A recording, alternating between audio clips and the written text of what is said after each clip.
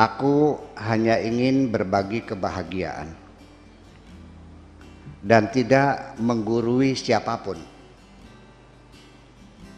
Terlalu sulit bagiku untuk menyalahkan siapapun. Akan tetapi apabila ada orang yang ingin mengisi raporku, tentu aku sangat gembira sekali. Dan kujamin aku tidak akan sakit hati sedikit pun.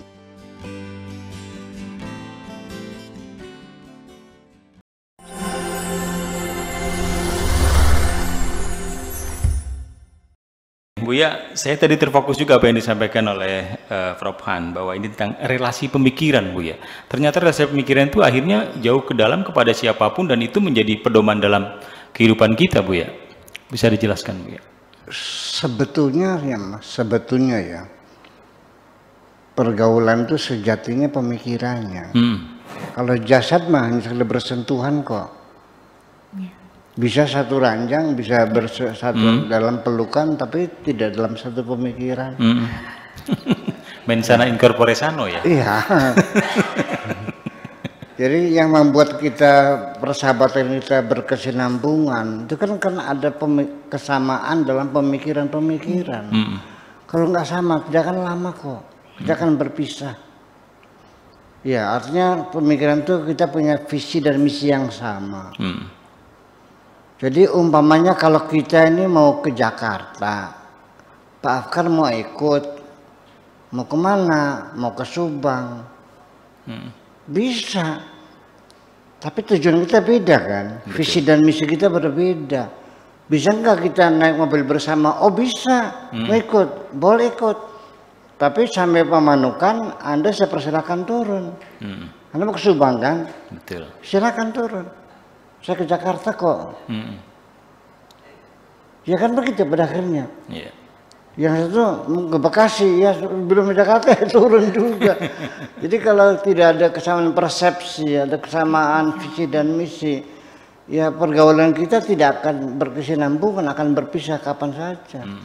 Dalam rumah tangga juga sama, sudah tinggal matinya saja, sudah nenek-nenek kakek-kakek bercerai kok. Itu sebagai pertanda bukti bahwa pergaulan pemikirannya tidak ada kemiripan, tidak ada kesamaan. Kemudian lagi juga ini pemikiran-pemikiran yang terlalu cepat matang. Sebenarnya usia perempuan masih muda, usia bersukaria, usia hura-hura, usia ya namanya masih muda. Langsung dewasa karena ibu bapak tiada dan adik-adik masih kecil-kecil, semuanya membuat dia cepat dewasa. Ini ada masalah, nanti mohon ditanggapi oleh Profesor Han. Jadi perkembangan emosi anak itu sendiri, ya diharapkan secara kronologis pertumbuhan emosi itu bertahap, alami, ya jangan meloncat karena juga berbahaya. Kedewasaan yang dipaksakan segala macam. Ini saya umur segitu sudah membawa tanggung jawab yang begitu tinggi. Makanya nanti ada hubungannya dengan masalah larangan anak-anak mempekerjakan anak-anak di bawah umur. Ada larangan ya. ILO itu maksudnya larangan anak umur tidak boleh dipekerjakan gitu. Kenapa? Itu akan menimbulkan loncatan-loncatan emosi yang belum saatnya untuk muncul. Dulu waktu saya kecil, saya banyak punya teman anaknya orang-orang miskin, kelas 3 SD, kelas 4 SD. Itu mereka pulang sekolah jualan es lilin. Jualan es lilin pakai termos tuh, ya es lilin itu karena rumah tangganya memaksa dia harus ikut berpartisipasi. Anaknya masih SD ini. Apa nggak terharu anak SD kelas 4 dagangan es lilin sambil menghitung uang hasil jualannya ini buat adik sekian, yang ini buat mama, yang ini buat bapak, yang ini buat saya, sudah menghitung. Itu kan bukan pikiran anak-anak SD kelas 4. Nah, Bagaimana pengaruhnya? Itu besar sekali pengaruhnya untuk pertumbuhan fisik juga, pertumbuhan psikologis anak-anak itu sendiri di kemudian hari.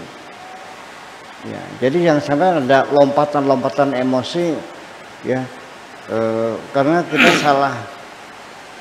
Ya karena kondisi memaksa seperti itu. Nah ini juga sama, ibu bapak sudah nggak ada, adik masih kecil-kecil, akhirnya dia bertanggung jawab sebagai single parent dan dia merasakan seperti anak-anaknya sendiri tanggung jawab bagaimanapun juga. Nah ini juga perlu tanggapan dari Profesor Hans tentang pertumbuhan emosi pada anak-anak yang tidak kronologis gitu. Silakan. Ya. Baik. Ini waktu sudah semakin larut nampaknya nih ya, dan itu artinya kita sudah langsung masuk pada closing statement. Namun tadi Buya juga sempat nyinggung, Prof Han harus juga bisa menjabarkan tentang psikologi yang apa namanya, psikologi umur begitu ya, yang perlu dengan tanggung jawab begitu. Pertumbuhan emosi. Pertumbuhan emosi begitu, tapi juga dijawab dalam closing statement aja saya kira.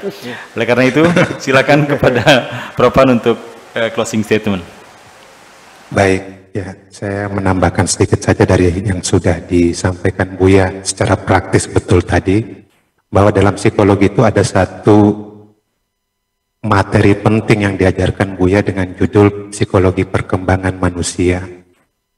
Bahwa manusia itu punya tahapan-tahapan perkembangan, mulai dari masa kanak-kanak nanti dibagi lagi, setelah itu masa remaja dibagi lagi, setelah itu masa dewasa, lalu masa lanjut usia.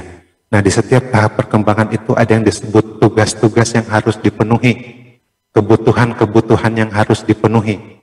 Nah kadang-kadang terjadi kebutuhan-kebutuhan itu tidak terpenuhi, sementara badan terus bertambah usianya, perkembangan terus lanjut. Nah kekosongan-kekosongan itu ikut dari belakang. Dan ini yang kemudian bisa menjadi masalah di perkembangan selanjutnya.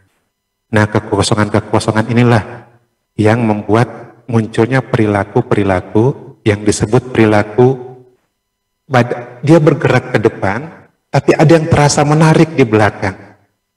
Nah ketika yang di belakang ini menarik, ini bisa menjadi masalah di kemudian hari. Ini namanya perilaku regresif.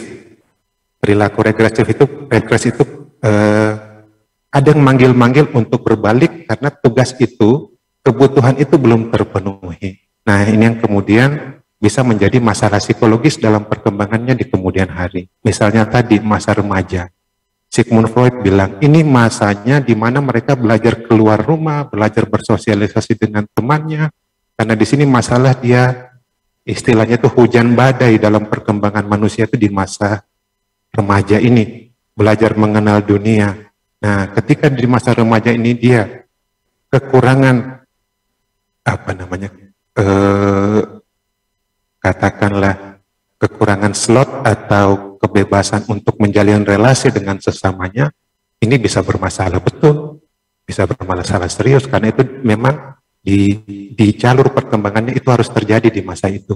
Begitupun dengan masa kanak-kanak tadi, ada banyak sekali kebutuhan-kebutuhan yang perlu dipenuhi. Nah kalau nggak terpenuhi, dia menjadi semacam, kita bisa menyebutnya sebagai apa ya, mungkin cacat-cacat mental yang perlu nantinya dibenahi di kemudian hari. Ya seperti itu. Begitu Bu ya. Jadi kami melihat bahwa manusia itu ada tahap perkembangannya. Di dalam setiap tahap perkembangan itu ada kebutuhan yang perlu dipenuhi. Kalau kebutuhan ini nggak terpenuhi, dia menjadi cacat-cacat dalam perkembangannya. Seperti itu Bu ya. Terima kasih. Disebut oleh orang itu masa kanak-kanak yang kurang bahagia. Iya, iya. Iya, iya. Menimbulkan masalah ya. Iya. Jadi kurang bahagia gitu. Karena dia tidak bermain-main. Dia dagang es kok. Dia anak seumur anak SD, kan 10 tahun. Dia sudah perlu tanggung jawab untuk ngasih jajan adik-adiknya dan ngasih uang buat ibunya. Ini kan bukan tugasnya anak kecil. Ya, dia tidak pada saat dia masih usia bermain-main, dia sudah serius sebagai orang dewasa, tanggung jawab ekonomi untuk keluarga. Ini kan juga berbahaya untuk masa depan dia. Nanti akan terjadi penyimpangan-penyimpangan psikologis. Iya. Ya, makasih begitu kira-kira. Ya, baik.